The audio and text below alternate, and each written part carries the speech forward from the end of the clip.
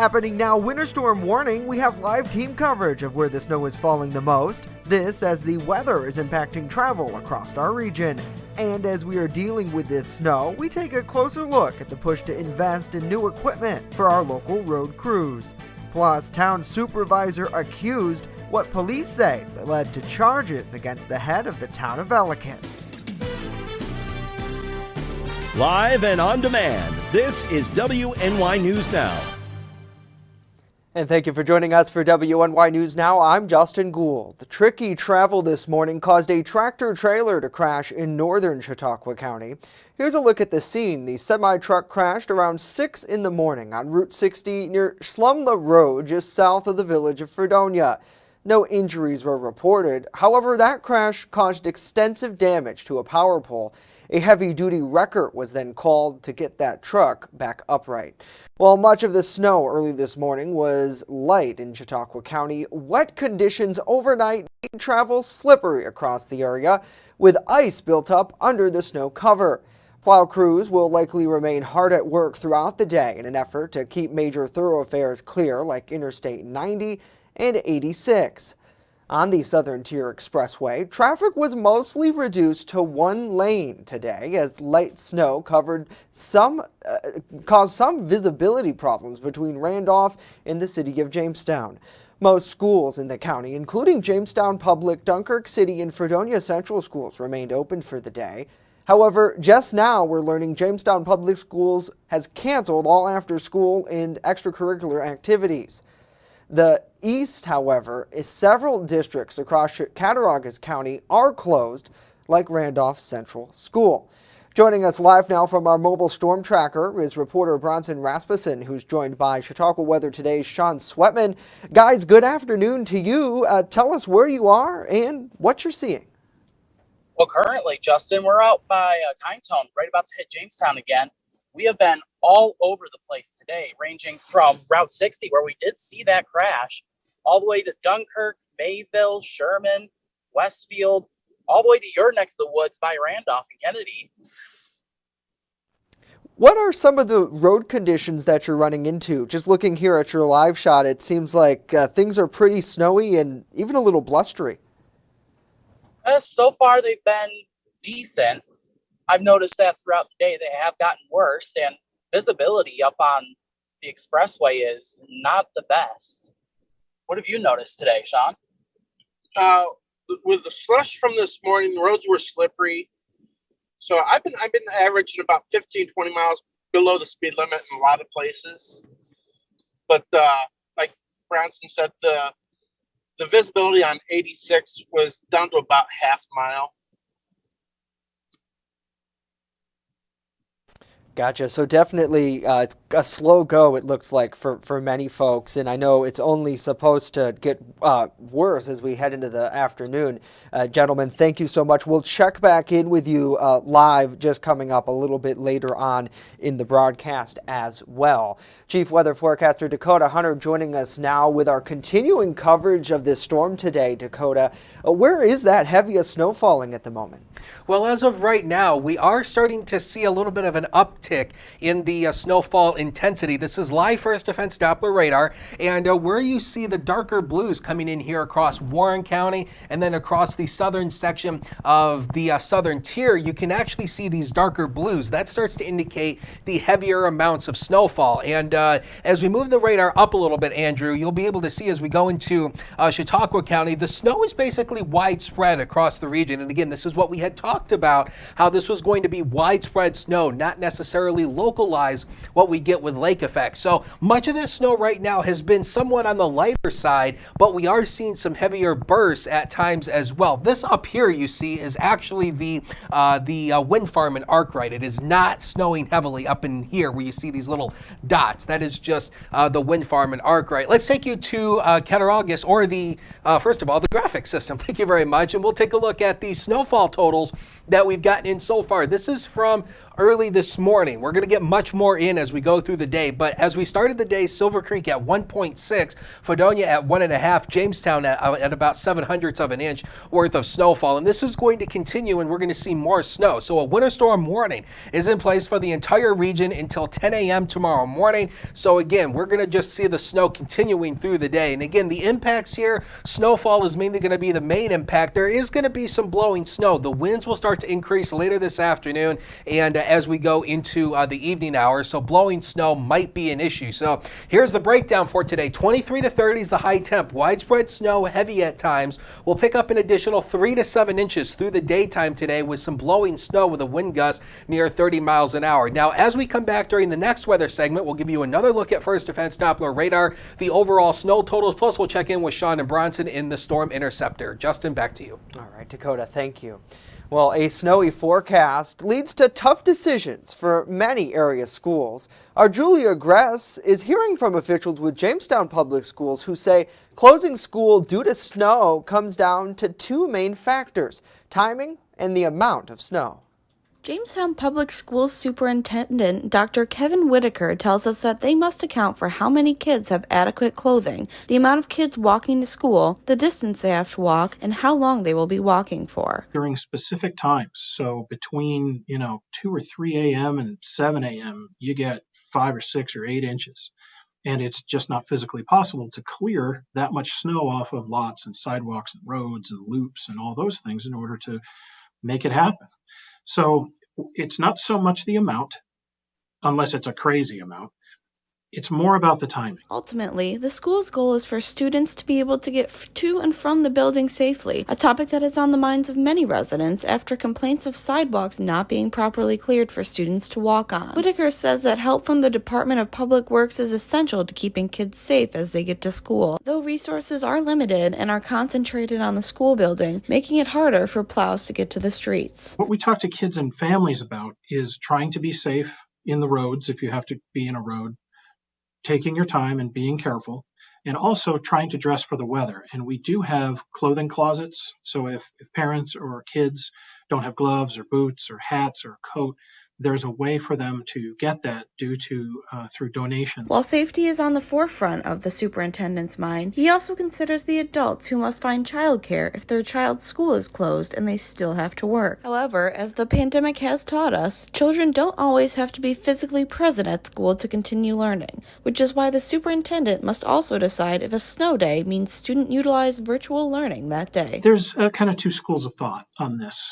One of them is the more you can maximize instructional time, the better, period, full stop.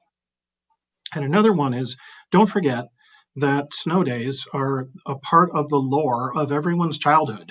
And having a chance after maybe the blizzard has passed to go make a snowman or throw some snowballs or around with your siblings or friends are childhood memories. And that's just as important, frankly, as recess during the school day. Julia Gress, WNY News Now. Julia, thank you. The logistics of making sure every student's technology is able to work throughout the school day can make that virtual learning difficult. That's why he tells us snow days will likely be here to stay. Well, with all this snow coming down, a Jamestown City Councilman is pushing for the American Rescue Plan funding to be allocated towards upgrading what he says is an aging fleet in the Department of Public Works. Councilman-at-Large Randy DeVersa recently spoke with us following a tour of the DPW garage. DeVersa explains that the trucks the city uses are starting to wear out due to salt and heavy usage during the winter.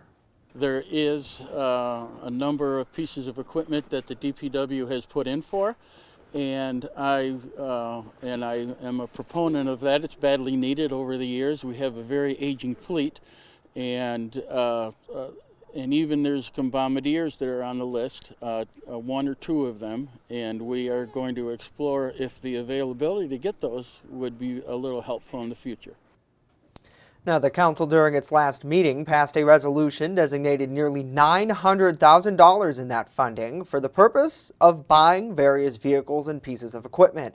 Additionally, the lawmaking body approved a $370,000 designation in the ARPA funding for various vehicles and pieces of equipment for the Parks Department, too. Councilwoman Kim Eklund noted prior to the vote that the council wasn't choosing whether or not to approve specific equipment for the departments, rather just giving the okay for the funding. Well, from local plow crews to the state, the New York State Department of Transportation, they're ready for today's winter storm. The information specialist, Scott Cook, spoke with our news partner WENY this week as they prepared to tackle winter. He says they have their work cut out for them as their strategy is to stay ahead of the falling snow. They're in constant contact with folks at the National Weather Service, and with an eye on the storm, Scott says crews are ready and will be out at various roadways. We have over 3,400 staff, operators, and supervisors throughout the state. Thousands of pieces of equipment just for moving snow.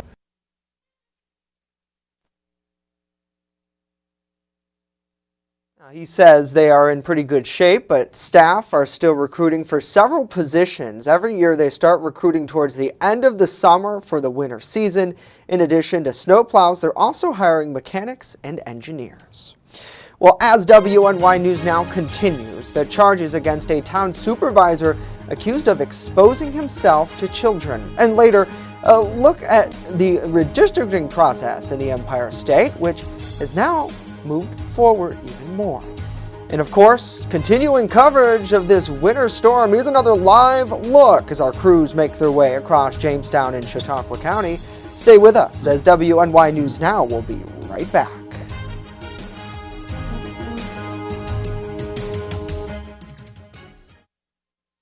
With coverage that matters, this is WNY News Now. Home fires occur most often in winter. Keep anything that can catch fire at least 3 feet from heating equipment. And never use an oven to heat your home. Stay in the kitchen when frying, grilling, or broiling food. Turn space heaters off when you leave the room or go to bed. Make sure all vents are clear of snow and ice to allow carbon monoxide to vent outside. Have your furnace, heating system, and chimneys serviced each year by a qualified professional. Learn more at www.usfa.fema.gov. Brought to you by the Chautauqua Safety Village and the Jamestown Fire Department. Welcome to Honest John's Pizzeria, where you are the most important customer. Everything from freshly made subs to the best of pizza and wings, Honest John's has it all. And don't forget the ice cream! Order online today or check out our 2 great locations with buffets ready for every appetite. Don't I have the best job in the world?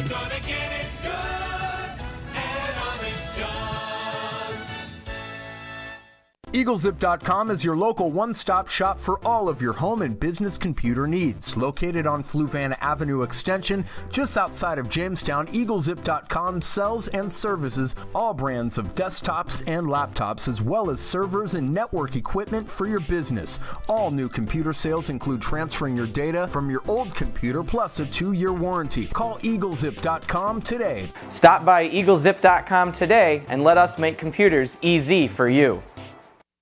Now is the time to make your real estate move. Call us to list your home in Cattaraugus County. Choose the #1 real estate team in Ellicottville. Call Team Pritchard, 716-575-SELL. The market is hot. Call 716-575-SELL today. You're watching WNY News Now, where coverage comes first. The town of Ellicott's supervisor is accused of exposing himself to children. New York State Police Captain Eric Balin tells our newsroom his agency investigated a complaint against 72-year-old Patrick McLaughlin. The Celeron resident and longtime supervisor is accused of exposing himself to kids. Balin tells us that the alleged crimes happened on more than one occasion.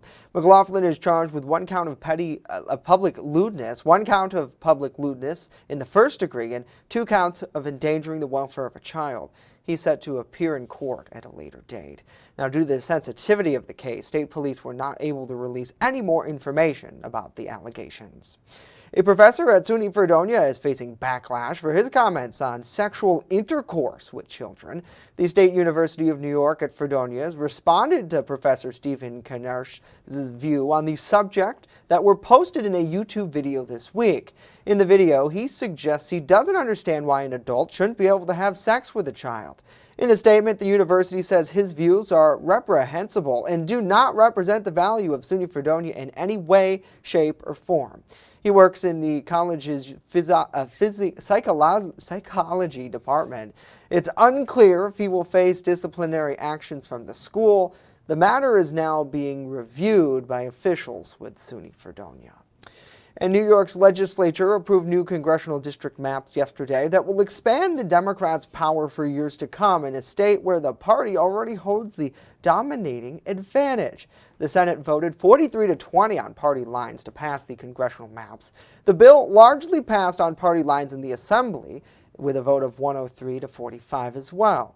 The redrawn maps would ensure that Democrats make up a strong majority of registered voters in 22 of the 26 congressional districts in the state in 2023. Republicans, who now hold 8 of New York's 27 seats in Congress, say they're considering fighting that in court, calling them an illegal attempt at a way of gerrymandering under the Constitution. The legislature faces pressure to quickly pass the maps with the state's election primary just months away. Now, if they survive any court challenge, the state's maps will mean re-election trouble for several Republicans in the House. Well, Pennsylvania Governor Tom Wolf has announced a big COVID recovery plan for the Commonwealth. Our state capitol correspondent Brendan Scanlon is breaking down the governor's plan and his ask from the General Assembly. Additional federal aid that could actually help Pennsylvanians thrive. And that money is sitting around right now, about $2.2 billion of it right now, not helping anyone. Today, Governor Wolf, alongside his cabinet members and colleagues in the legislature, said the Commonwealth should not continue to sit on remaining federal COVID relief. And that's why today I'm unveiling my action plan and my proposal for how the legislature could use the millions of dollars of remaining American Rescue Plan relief money to help Pennsylvanians who need it right now. Within the proposal, $500 million would go to the Pennsylvania Opportunity Program. It will help families and workers afford child care, after-school care, pay for education and training to increase their wages, pursue better jobs, and cover basic household expense like transportation, food, housing, utilities. Another $225 million would provide grants ranging from $5,000 to $50,000 for small businesses impacted by the pandemic. It's not only going to bring more needed relief to small business owners, but it's also going to support important job opportunities in local economies. Also included are $325 million to aid Pennsylvania's healthcare system, $204 million for low-income rental relief, and $450 million to address climate change with conservation, recreation, and community revitalization projects. The most important thing for us is to take action. Get this funding out to the door to people who need it most right now. In Harrisburg, Brendan Scanlon reporting. Brendan, thank you. Next, a full look at our weather forecast as snow engulfs our region. We also check back in with our mobile storm tracker. Stay with us as WNY News Now will be right back.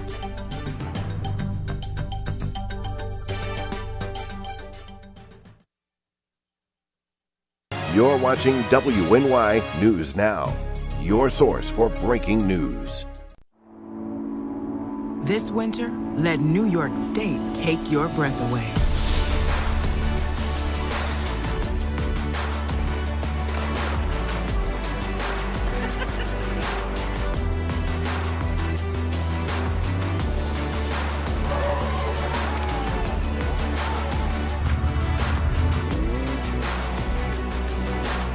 Come be a part of it. Plan your winter getaway at iloveny.com. I'm a survivor. I'm a survivor. I'm a survivor. Testicular cancer is the leading form of cancer in men aged 15 to 35. 1 in 250 men will be diagnosed with testicular cancer. But 98% will survive if detected early. As a survivor, I believe early detection is the key. Learn how to do a testicular self-exam and other important facts about testicular cancer at oneball4tc.com. With coverage that matters, this is WNY News Now. All right, welcome back. And what you're looking at in the right-hand box is a live look at Sean Sweatman and Bronson Rasmussen, who is out in the storm interceptor. And I want to go straight to them to kick off this weather segment because they are out in the elements. So, Bronson, where are you guys right now? And what kind of road conditions are you seeing there? We have just turned off Fairmount Avenue, and now we're on Hunt Road by Southwestern School. I noticed that on Fairmount Avenue especially, it was really slushy, it seemed. It was a mess.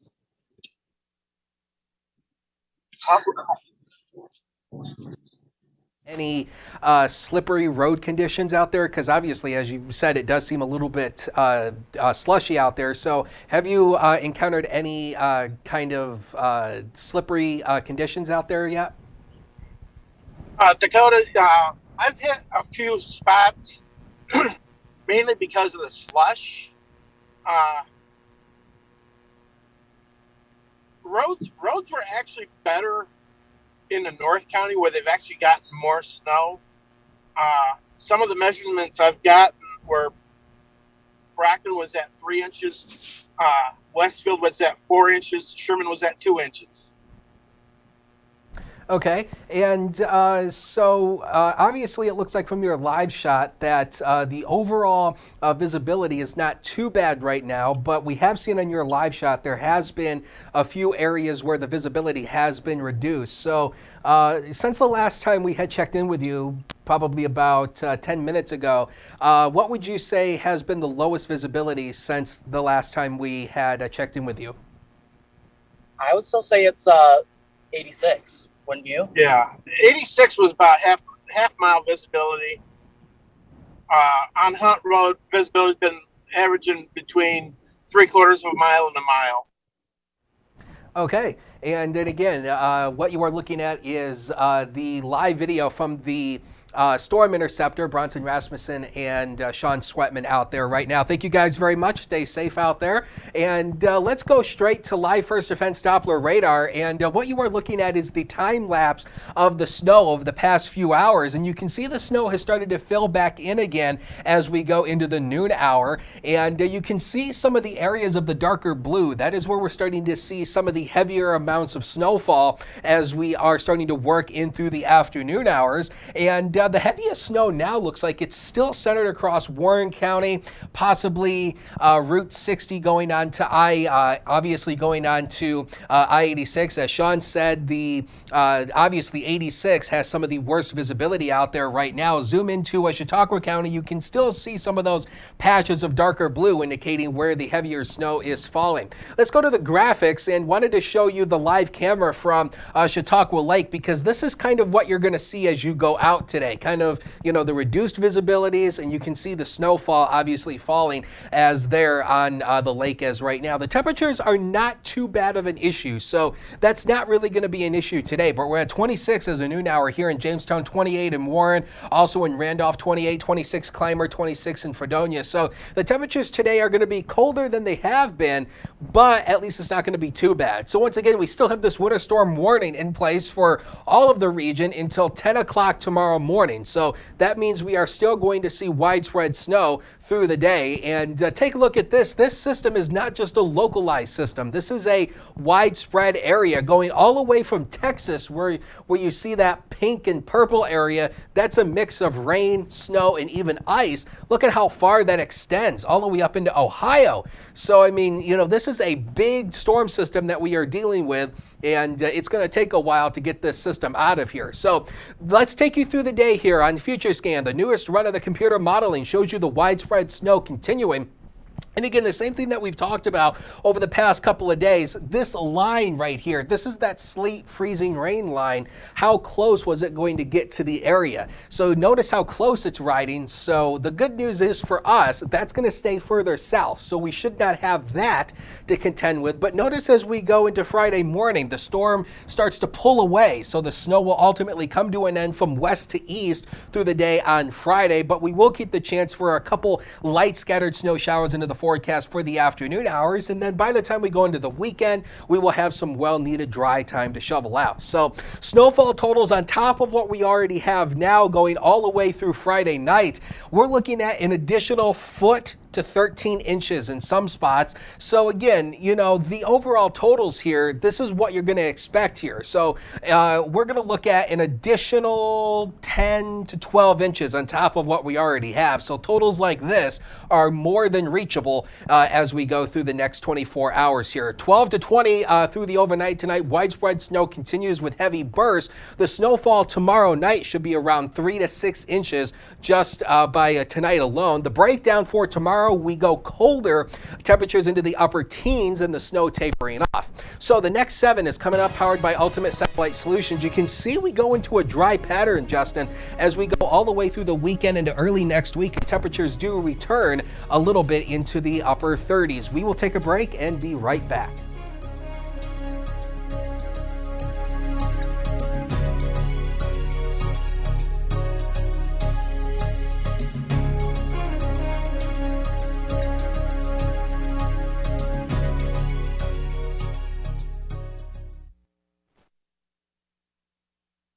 With coverage that matters. This is WNY News Now. Remember when you were a kid, huddled around the television waiting for your school to close? Well, we don't get snow days. When winter weather hits, count on the First Defense Weather Team for a look into the future where the snow is headed next. Live radar showing you the scope of the storm. And real-time reports from the field. So when it matters most, stay with First Defense Weather. Catch your First Defense forecast daily on WNY News Now. How prepared is your family if a hurricane shows up at your doorstep, or a flood, or a blizzard? You can't just turn away a natural disaster. That's why it's important to go to ready.gov/plan now. It has the tools and tips you need to make an emergency plan with your family. So if disaster comes knocking, let's go. You'll be ready to help keep your family safe. It's just a pizza. Yes! Make a plan today. You're watching WNY News Now, where coverage comes first. Well, over the next few days, many of us might be trying to stay off the roads, but for rideshare drivers, they say this is the perfect time to head out. Erie News Now's Kristen Allen caught up with one Uber driver who's preparing for this winter storm. With wet, heavy snow expected as we head toward the end of the week, many of us will be trying to stay at home. But regardless, some folks will have no other choice but to get out. I made on a Monday night what I would make on a Saturday night. Rideshare drivers working for companies like Uber and Lyft had a busy week after the MLK Day snowstorm and are expecting that trend to continue. The way everybody was plowed in because we got hit so hard, it's easier to call an Uber than it is to dig your car out. Longtime Uber driver Ron Thornton says he sees an array of calls on days with severe weather, including rescuing stranded drivers. But he says there's times it can get really risky. I mean, first and foremost, it's not just about our safety, because what people have to keep in mind, yes, I know a lot of people depend on us, but at the same time, it's our vehicles that are at risk. Even though the risk is there, he says for him it's worth it to get riders where they need to go in the snow, because eventually it does pay off. There's going to be plenty of money out there to be made with nobody wanting to drive, because there's some people that just are afraid to drive in the snow, so they'll take an Uber. And if you are one of those people who will be utilizing a rideshare app, his advice is pretty simple. Be patient and be ready to go when they arrive. I'll text the rider before I pull off and let them know, you know, I'm on my way, roads are slick, but I will be there. Kristen Allen, Erie News Now. All right, Kristen, thank you. I never really thought about it that way before, Dakota. Yeah, it makes sense. If you can't get your car out, you still might have to go to work in many cases, so you'll be on that phone calling up that Uber or Lyft driver. I mean, you know, there have been times where I've considered it. It's just like, you know what? Screw this. Right. I'm not going to mess with this. Nobody wants to dig out. That's the tough part. And it's like a lot of folks who I know when I look over our comment section on various stories, they say, well, you know, it's old man winter. It is what it is. And I think that's sort of what a lot of people maybe write it up to. But nevertheless, when it boils down to it, a lot of times, especially if we get caught off guard, and we're not ready, right? You don't wake up an hour earlier, then that can really throw a wrench in your plan. So we want to remind you throughout the day as we continue our storm coverage and just coverage of news in general, we want you to connect with us on social media at WNY News Now, Facebook, Twitter, and Instagram. And send us your images, send us your pics. We love to see them, and of course we'll continue our coverage throughout the day. Kim chiming in here on Facebook, doing an excellent job. We thank her, we thank Joanna, Andrew, and Bill. Hopefully you all are having a wonderful day. We appreciate you tuning in. That's going to do it for our broadcast today. Of course, though, everybody's here, Dakota. We're going to continue to watch this storm. I see Andrew behind you, doing a great job monitoring hello, Andrew, monitoring the weather radar, and we'll keep everybody updated. We'll leave you with this live look from outside of our downtown studios. Stay warm, stay safe, and we'll see you back here tomorrow live at noon.